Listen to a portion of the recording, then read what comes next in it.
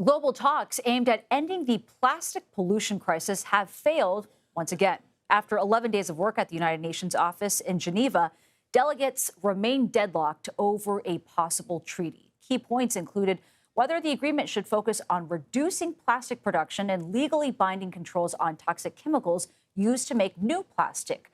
But today, instead, nations they adjourned with no deal and no immediate plans to resume talks. Bjorn Beeler joins us now. He is the executive director and the international coordinator for the International Pollutants Elimination Network. Bjorn, thanks so much for being with us here. Disappointing news to be sure for so many. A lot of people point to recycling as a solution for plastic pollution, but are these recycling efforts actually keeping up with this growing amount of plastic that we're seeing produced every year? No, they're not. I mean, recycling is broken. There's a reason why we're only recycling 5 to 10% of the plastics because it's not economically viable. Most people put the plastics into the bin. They don't know where it goes from there. And when it goes into the system, it's very difficult to make used plastics into new plastics. And part of the reason for that is when you make plastics, you have carbon, which is mainly oil and gas, and you have chemicals. Many of those chemicals are harmful, and it's difficult to put those two materials back again together to make new plastic materials.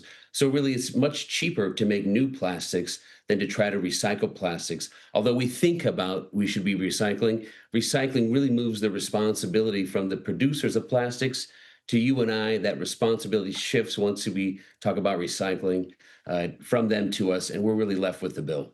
Still, it does not seem promising to hear that there are no immediate talks or immediate plans to resume talks. What are the issues with reaching a consensus on this, and what needs to change about this process in trying to pass a deal? Yeah, it's a great question. I mean, we've met several times, multiple times across the globe. And what consensus means is everyone has to agree to have a decision. So some countries definitely do not want to have a treaty. They do not want to have an agreement. They want to continue to produce plastics and extract oil and gas out of the ground to make plastics. And so if they do not want a deal, how can you make a deal with when the majority of the world wants to get control on this escalating plastic production as oil and gas shifts from energy markets to material markets? It's very difficult. So there will be another meeting. It's not clear when there will be, but there will be another meeting because one thing for certain is the crisis is not going away. It's just getting larger. So you're going to actually get into a decision where if not everybody is on board, the process will continue, and those who are not on board are going to miss out. We're talking about this from such a macro level. I think a lot of people at home are also wondering if they're not figuring anything out over there in Geneva, what can people do in their everyday lives then?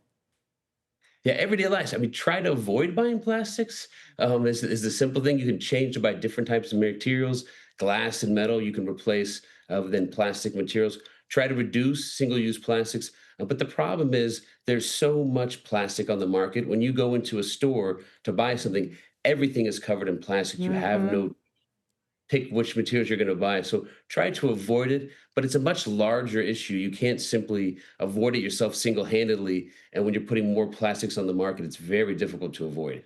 Well, Bjorn Beeler, we really appreciate your time. Thanks so much for coming on. Thanks for having me.